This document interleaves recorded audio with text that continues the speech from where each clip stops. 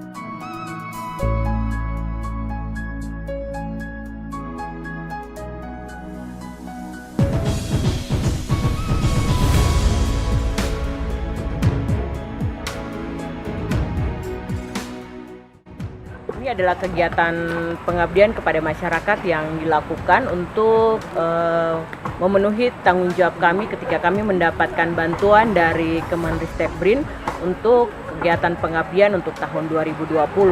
Dan pengabdian masyarakat yang kami lakukan di sini, ini dia bertujuan adalah untuk mengajarkan kepada kelompok tani spirit di Desa Lileboy bagaimana membuat biopestisida dari bahan dasar tanaman obat keluarga. Dalam hal ini adalah serai, sirsak, dan daun pepaya untuk mengendalikan rayap yang selalu dan senantiasa menyerang pembibitan pala dan cengkeh yang ada di Desa Lileboy ini. Jadi kegiatan ini kami melakukannya sudah 3 tahap. Yang pertama, kami melakukan pendekatan awal dulu dengan kelompok tani, meminta kesediaan mereka agar kami bisa datang untuk membantu mereka. Dan kemudian yang kedua, kami melakukan pengamatan terhadap kondisi bibit yang ada di area pembibitan kelompok. Dan dari hasil penilaian itu ditemukan bahwa ada serangan rayap yang menyerang hampir sebagian besar pada tanaman pala dan cengkeh yang ada di kelompok tani. Nah, ketika kami mengetahui adanya serangan rayap, lalu kemudian kami mencoba mengajarkan kepada petani lewat kegiatan penyuluhan, memberikan teori-teori tentang bagaimana budidaya pala dan cengkeh. Kemudian sampai pada akhirnya kami mengajarkan kepada masyarakat bagaimana membuat biopestisida nabati untuk mengendalikan serangan rayap pada pembibitan pala dan cengkeh. Hasil yang kami harapkan dari kegiatan pengabdian ini adalah bahwa petani bisa memanfaatkan tanaman obat keluarga yang dimiliki oleh mereka yang tumbuh di sekitar rumah mereka ataupun yang tumbuh di sekitar areal pembibitan mereka ini untuk bisa dimanfaatkan untuk pengendalian rayap. Karena ketika kami menghitung secara ekonomis, ketika petani harus membeli obat insektisida untuk mengendalikan rayap, itu dia membutuhkan dana yang lebih besar dibandingkan jika mereka melakukan pembuatan biopestisida secara alami sendiri dengan memanfaatkan bahan-bahan yang ada di sekitar pekarangan mereka. Itu jauh lebih murah dan jauh lebih membantu mereka untuk mengendalikan rayap.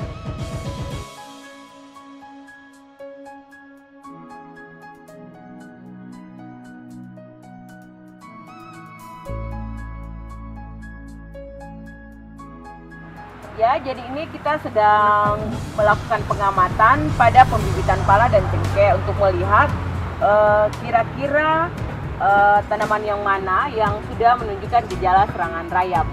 Biasanya kalau sudah terserang rayap, biasanya itu terjadi perubahan pada daunnya. Dan modelnya akan seperti ini. Jadi modelnya akan seperti ini, terjadi perubahan warna daun. Kemudian misalnya pada ujung daunnya sudah mengalami kerusakan pada ujung daun, kemudian terjadi robekan pada daun, perubahan warna daun dari hijau menjadi kecoklatan, ada bercak-bercak. Dan apabila kita bongkar tanahnya di bagian akar ini pasti sudah terputus karena sudah dimakan oleh rayap. Ya, ini umumnya gejala-gejala yang akan terlihat ketika tanaman pala dan cengkeh itu mulai terserang oleh rayap.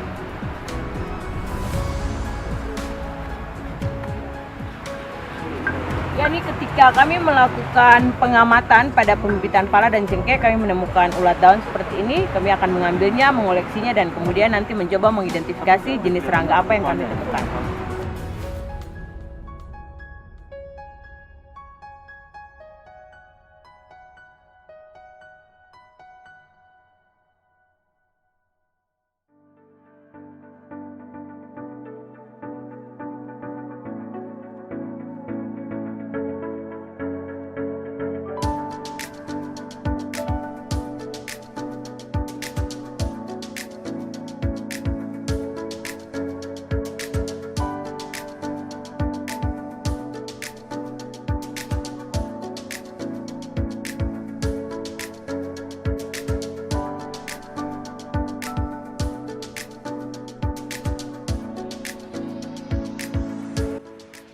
terima kasih banyak kepada Bapak Ibu dosen, dalam hal ini dari Universitas Patimura Ambon, jurusan Kehutanan, di mana boleh hadir membantu kami teman-teman kelompok tani.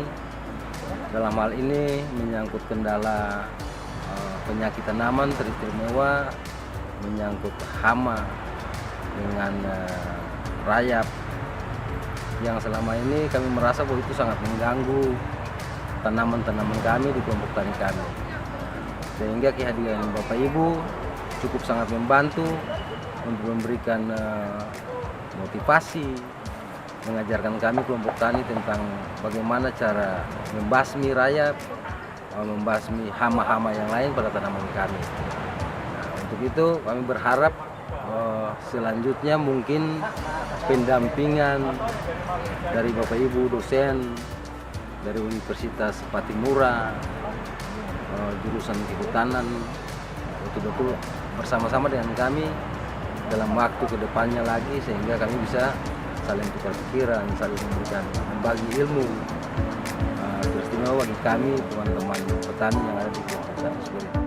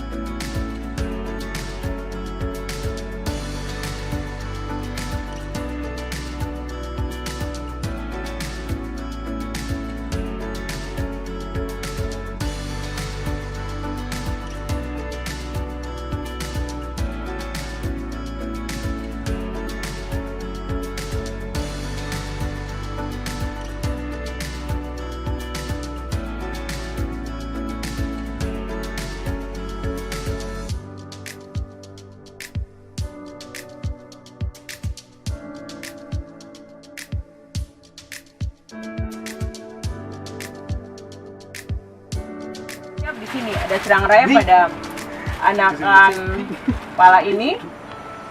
Dia ditandai dengan adanya gerekan-gerekan juga. Ini bukan saja rayap, tapi ini mungkin juga ada serangan dari penyakit bisa jadi, ataupun ada hama lain yang juga ikut menyerang.